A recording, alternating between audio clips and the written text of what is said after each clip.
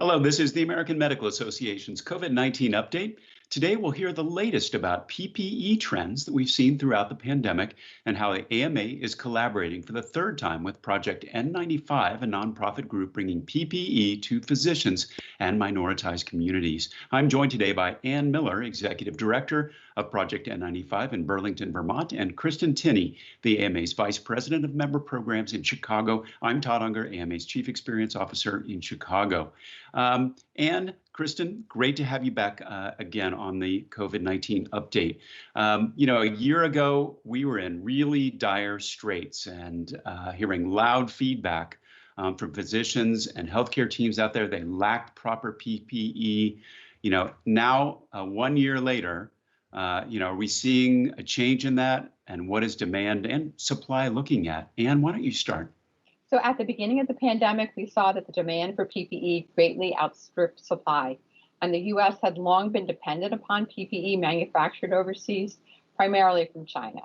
So after that initial spike in demand, we saw a flurry of activity and investment on the part of domestic producers to create capacity in domestically made PPE. But one of the challenges we've seen now is that as production has ramped up to meet the demand for domestic PPE has not materialized for a variety of reasons. So today, the issue continues to be about creating access to PPE more than it is about PPE being in short supply. Well, let's just kind of get into that. Why is there no demand or that demand for domestic supply not picked up? Why didn't it materialize? Right. So there's a couple of different reasons why. Some of it has to do with the buying patterns of hospitals where they're accustomed to, they source a single brand and they want to make sure that they still have access to that same brand. So certain brands or sizes may be harder to obtain, but in general, there is sufficient supply. There's another issue with also that there is that procurement officers may be reluctant to try out a new product that they have some, risk or risk aversion with respect to trying out a product that they haven't used before. It seems like kind of getting over that trust factor and building up the domestic supply, at least it would be a pivotal part of avoiding this problem again in the future now.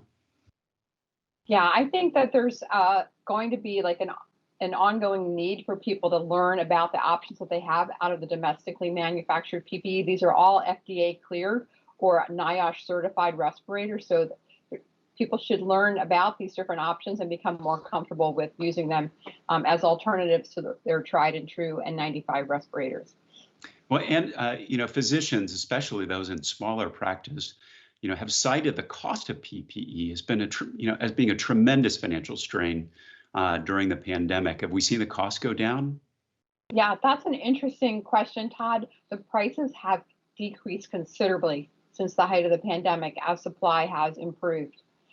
N95s manufactured in the U.S. actually are the most popular N95s on our own Project N95 marketplace shop, and they make up 85% of total sales.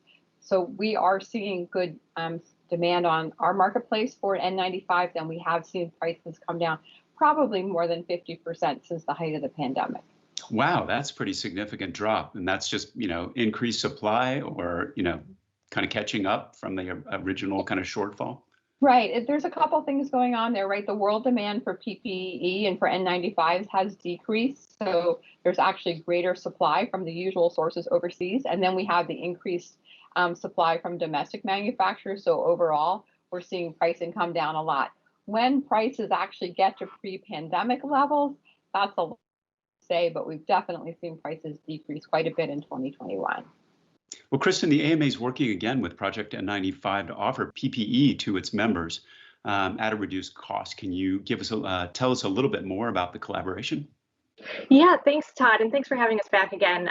The AMA began working with Project N95 during the first wave of the COVID-19 pandemic to provide members with access to quality certified PPE, N95 respirators, isolation gowns, and face shields. And through our first two campaigns, our collaboration helped to secure over 330,000 units of quality certified PPE for thousands of physicians across the country. And now we're partnering again. Our deadline to submit an order request this time around is Friday, April 23rd at 3 p.m. And orders are going to ship on a rolling basis. So basically 3 to 5 business days after your order is placed, you can expect to receive your PPE, with the exception of gloves, which will ship no later than May 31st. Why do you think it's so important that the AMA is taking the step again in terms of the collaboration? It's a really good question, especially considering millions of Americans have been vaccinated against COVID-19. Many physicians are still struggling to get access to quality certified PPE. In fact, more than a third of the 3,500 physicians that completed an AMA survey in 2020 reported that it was still difficult, very or extremely difficult to get access to PPE. Smaller physicians practices reported even greater troubles. About 41% of physicians in a practice with 5 or fewer doctors said that PPE was extremely difficult to access. And then, as you already mentioned, cost continues to remain an issue. Physician practices spending on PPE has risen by an average of 57% in 2020. That's incredible. That is a big expense. What kind of PPE will be part of the program? Yeah, so this time around, you'll see that we're offering a variety of different types of masks to fit all different face shapes. Surgical respirator masks, ASTM level 3 surgical masks.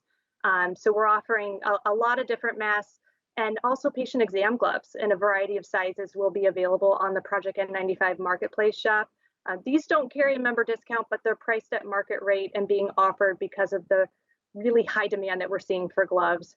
Members can go to our website to get started, and after this short campaign is over, AMA members still have access to visit Project N95 to online shop. Prices may differ, and the exact mix of products may vary based on the market availability. Well, one thing I want to talk a little bit about, Anne, is this issue about fake PPE. And this popped up in the news a couple of months ago. I'm sure it's causing great concern. How does Project N95 address counterfeit PPE? What do you do about that? Todd, that's a really great question. And this has been one of the key concerns we've had for the entire pandemic is how do you know that the product is actually authentic and that it does what it says it's going to do. So this is why we strictly vet all of our products and our suppliers. We have vetting playbooks for every category, and we have separate supplier references, and we go through everything with a fine-tooth comb. So one of the things I was surprised to find out about, I mean, I've heard about counterfeit masks, for instance, but counterfeit gloves, what's up with that? Yeah, gloves have been in super hot demand, and this has resulted in speculators who have entered the market just to trade the paper to change title on the gloves. And there has been a flood of substandard products as well, taking advantage of this super hot demand. And this is why we only purchase from factory or authorized resellers. Okay, so the bad news is, and the good news is I'm not doing surgery, and the bad news is when I'm pumping the gas with those gloves that I might have bought off of Amazon, you're saying they're not really protecting my hands necessarily. That could be an issue, but fortunately, you probably don't need a surgical glove to pump gas. Okay, I feel better. Well, thank you. Well, one other interesting thing that's going on with the PPE on this round is a special effort to bring PPE to the community this time. Anne, can you talk about this special effort that's happening in the Chicago area?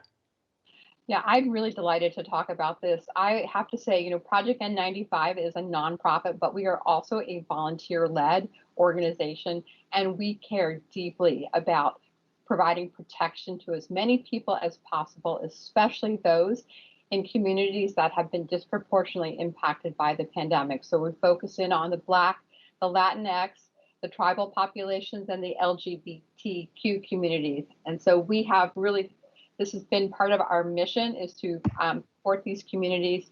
And we found that one of the most effective ways to do this, because all of this is a trust exercise, is that we work through trusted partnerships. So Project N95 and the AMA are facilitating the distribution of 180,000 masks to Chicago area nonprofits. And we know that we've reached out to the AMA to help facilitate this distribution because they have trusted relationships with partners who in turn have trusted relationships within their communities that will lead us to be able to protect these people. 180,000 masks, that is a lot. And Kristen, did you have any other kind of comments on how this came to pass?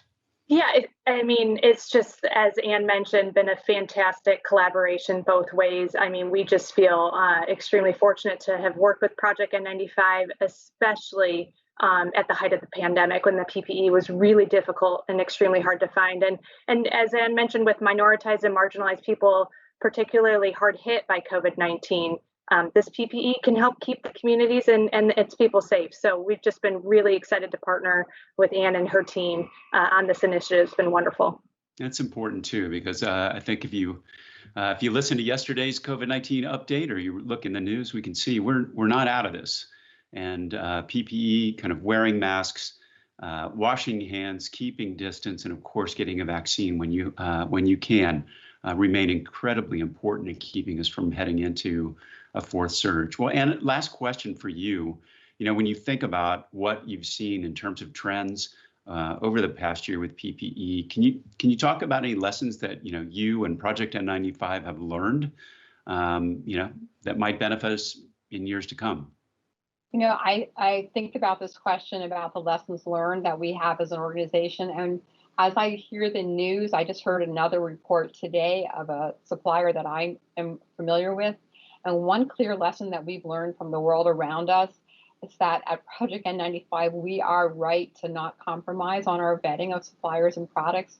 We recognize that we've been in a trust exercise with our customers and that we have to stay true to our standards so that we can uphold our place as a trusted source of quality PPE. Sometimes we have people knocking at our door saying, we have this for you, and it's like a super great price or something.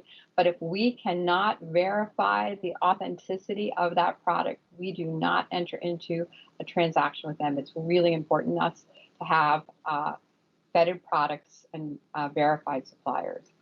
Yeah, that makes a lot of sense. That trust factor takes time to build up. I mean, as you pointed out before, and it's tough to entertain new entrants into the marketplace because of that very issue.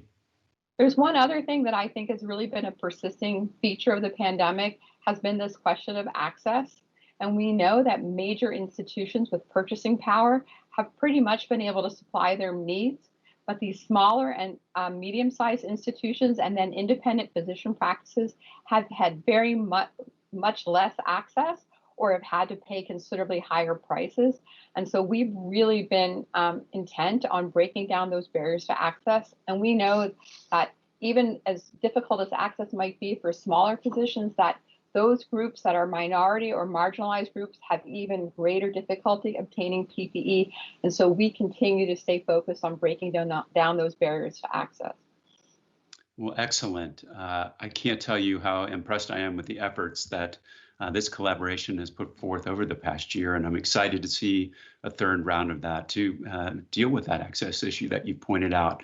If you'd like to find out more about Project N95 and AMA's collaboration on PPE, check out the AMA website. And for more information on COVID-19, visit our resource center at ama-assn.org/COVID-19. That's it for today's segment. Thank you so much, Anne, Kristen, for being here today.